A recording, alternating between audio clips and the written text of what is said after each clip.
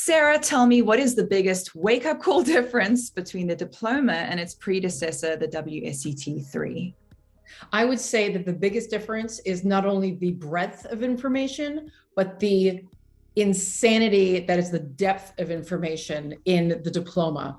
WSET 3 is a great class. It's just enough information, I think, to make someone a little dangerous. So they are equipped with really good chock-fulls of great information about regions or varietals or viticulture.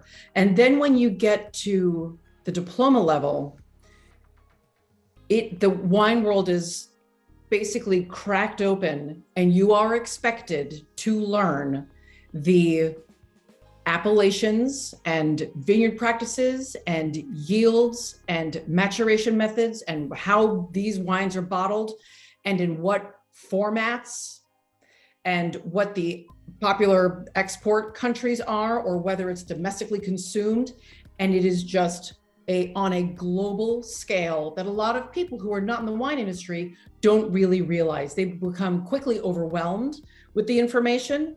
And even wine people who are maybe in an intermediate level and really want to advance and they're in the diploma, it can feel like you're drowning in information. Right. It's a lot of information. Okay. All right. Well, let's look at the pros. What are the personal and professional benefits to obtaining this qualification?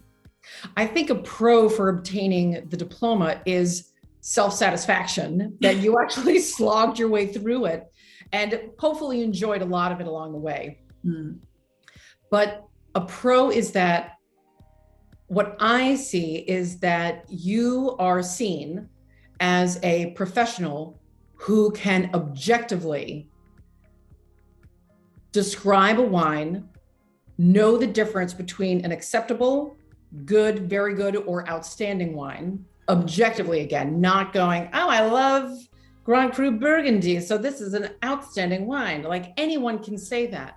But when you are blinded on something that is Grand Cru Burgundy and maybe it was an off vintage, you might say, oh, this is a very good wine.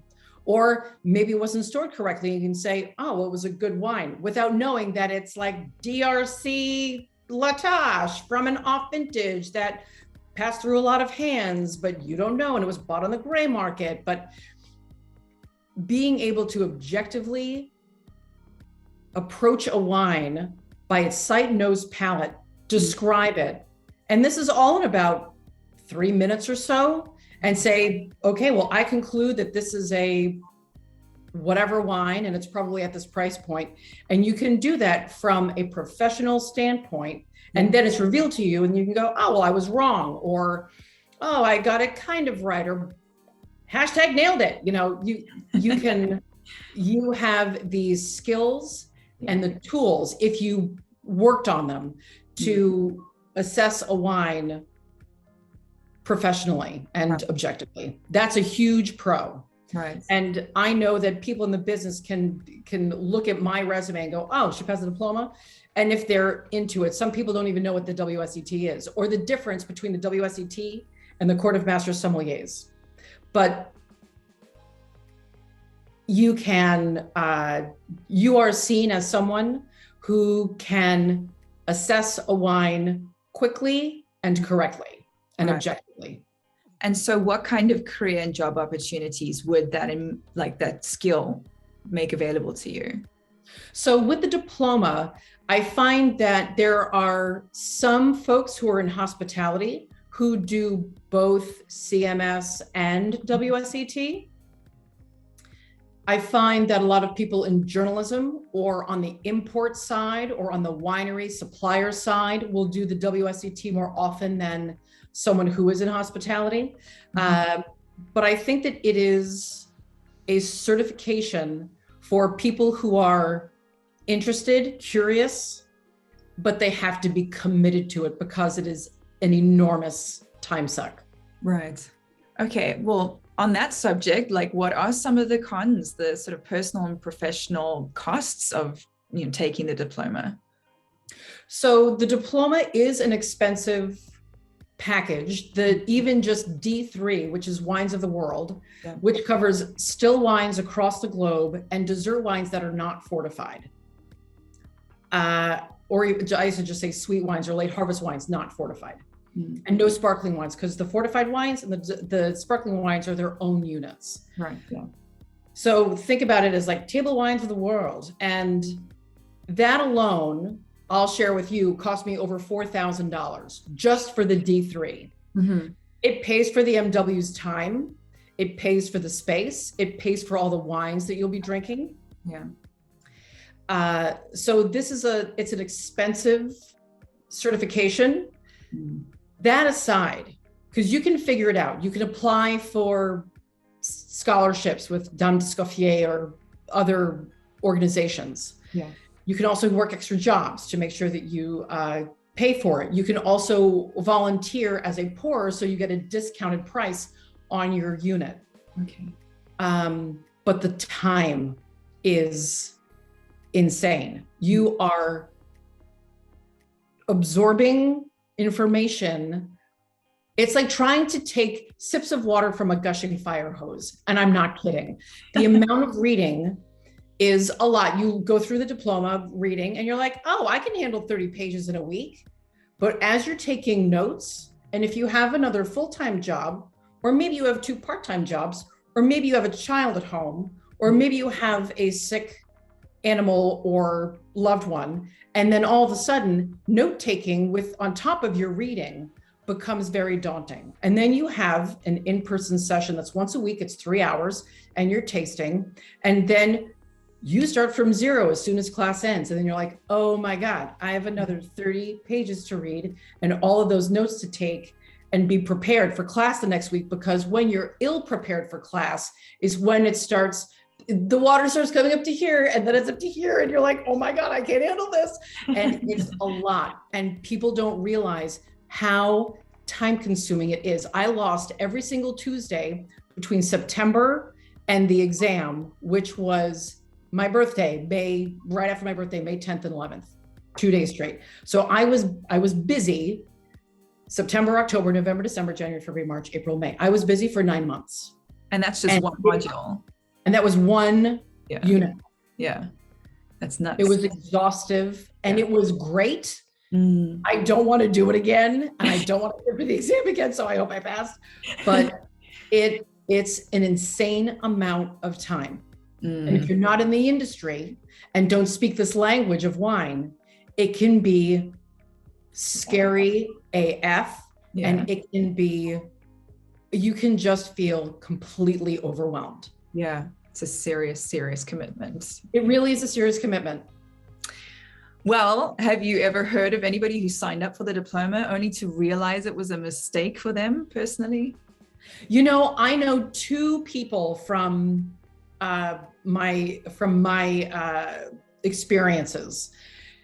There was one gal who I was in the 3rd level with, lovely gal, entomologist at the Museum of Natural History, a total brainiac and lovely human being all the way around. She jumped into diploma, finished it in 1.5 years and wanted to get into wine. And then she started to have kids and then she moved and now I haven't spoken to her in a little bit, but now she's like, God, I wish I did something with that. Yeah. But I didn't because I had all these other things. Then I moved and then I moved back. And then so I think it helps once if you think you're going to take the diploma or right after the diploma and you want to switch to wine, dive in, just find a job doing it, something. Because it's easier to get a job in wine once you have a job in wine. Yeah. Another person, I don't know if she regretted it or not. I wasn't close to her, but it was just recently in my D3 class.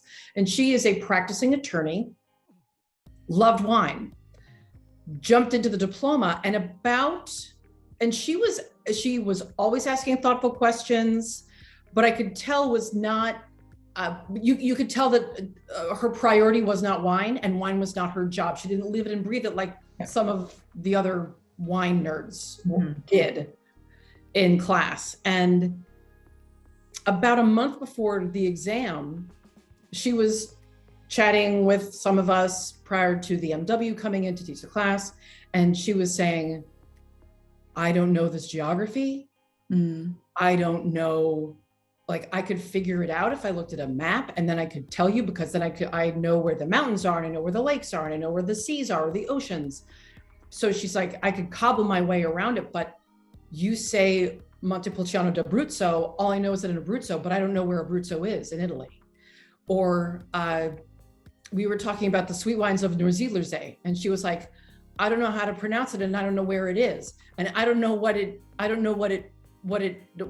does and what it means, and I don't know all these grapes. How am I supposed to memorize all these grapes? And I was like, she might be a little over her head, just maybe a little bit. I admire her tenacity and her perseverance, and she's a bright lady. I mean, hey, if you pass the bar exam, you're probably going to pass the diploma. But the diploma, truly, if you do not study and do not know and can't dig deep and stay calm enough in an examination situation to go, okay, they're asking me about high quality Northern Rhone Syrah, and they're asking me to compare it to high quality Barossa or South Australian Shiraz. What are the appellations within the Northern Rhone and South Australia that make high quality Shiraz or Syrah? What's important to those? Is it old vines? Is it the maximum yields? Is it how they harvest? Is it how they do primary? Is it how they mature? How do they bottle? And if you can't stay calm enough and you're freaking out about, I don't know where South Australia is, or I forget where the Northern Rhone is, and what's around it, and what are the rivers, and what are the winds, and like you can easily go from 0 to 60 on a freak out level very quickly. If you don't live it and breathe it. And so you have to commit. And I'm not saying this gal didn't commit. I believe that she did. And I really hope that she passed, because she deserved to pass. She showed up every Tuesday, just like I did. And she never missed a class. And she was always asking good questions. But man, you have to be in it to win it. You really do. And I think that really highlights the difference, between people who are taking it for a purpose, whether that purpose is that they are insanely curious and interested in wine, or the purpose is career and opportunities that they're after, versus people who just sort of, I love wine and I'm interested in it. And hey, I'd love this notch on my bedpost, this additional certification to hang on my wall, and she had the ability to pass it. She did the bar exam, which is it's dry black letter law. It's not all that interesting, even if you are fascinated by law, versus wine, which to me is such a more colorful world and to learn about. So she had the ability, but if you're an attorney, it's a full-time job. And now she gave herself another full-time job, which is memorizing all of this information. Yeah. And when you're in that memorization place, it is dry, because you're like, you get to a point before the exam where you're like, I don't care anymore what the maximum yields are for this appellation. I really don't care anymore. I just want to take the exam. You have to get that brain dump out, because you have so much in here and you're like, I just want to get rid of it. And thankfully the exam comes, and hopefully they ask you questions that you're really comfortable with, where you're like, I know all the noble varietals of Alsace, and I know where they're grown, and I know what the climate is, and the soil, and the slopes, and the aspect, and I know how they're made, and what they're made in, and who the top producers are, and what they're supposed to taste like. But if you don't have that information, and if you don't commit the time, a lot of people, I think, don't realize that it takes so much time. And then it gets to a point, like you said, it becomes dry information, and it's just repeat, but you have to sock it in there, because those WSET examiners want to know, what is the residual sugar for X? What is it usually packaged in? And if you don't know those, then they can tell that you're totally bluffing. Right. Sometimes works. I don't think you can thumb suck for this particular exam. No, not really. Well, do you have any advice for people considering taking the diploma? Anything you wish that you had known before taking it yourself? I wish I had known exactly how much I wish someone had stressed to me how much time I would have to devote to it. Because the money thing, money comes and goes. Time does not. Yeah. Time is extremely valuable. And everyone should know that their time is extremely valuable. And you need to commit a lot of your time for 9 months straight to take the D3. It's like being pregnant. It is. And 9 months of struggle. It is. And you have 2 days, 5 hours each day of just getting rid of that information, birthing that information, if you will. Well, there you have it. I hope Sarah's insights have put you in a better position to make the right decision. And hey, if the timing isn't good now, who's to say you can't come back to it later? Take a year or two to get some experience under your belt and reconsider at another time when you have the bandwidth to commit. And when that time comes, check out Brainscape's mobile and web flashcards for the diploma modules. These collections are the perfect supplementary study tools to use alongside your official WSET learning materials and textbooks, because we've distilled down their enormous curricula into decks of bite-sized facts, which you can then drill yourself on using Brainscape's sophisticated and personalized spaced repetition algorithm. In fact, Brainscape is proven to help you learn twice as efficiently as traditional study methods. So get the app in your corner if and when you're ready to rise to the challenge of the WSET Diploma.